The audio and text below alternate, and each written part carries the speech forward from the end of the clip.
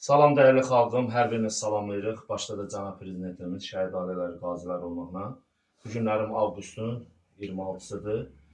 Qəhrəman qardaşlarımızdan biri 44 günlük vətən müharibəsinin qazisi Əhmədov Elçin Şəhroğlu'nda bu günlərim bitirdik. Haqq dünyasına qovuşdu.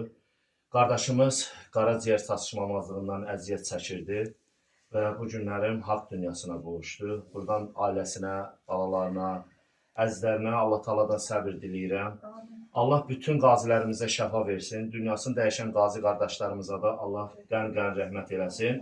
Onlar da bizim canlı şəhidlərimiz idi. Mən arzu edərəm ki, şəhid qardaşlarımız, bizim də Elçin qardaşımızı şəfaətçi etsinlər səhmətimizdə inşallah.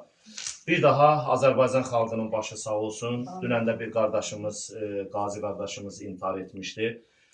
Həqiqətən də bir döyüşçü üçün qazi qardaşın, döyüş silahdaşını itirmək çox çətindir. Amma gəlin hər zaman mən deyirəm və gəlin sağlığında bir-birimizin qədrini bilək. Dünyasını dəyişəndən sonra ha ağlayaq, xeyri yoxdur.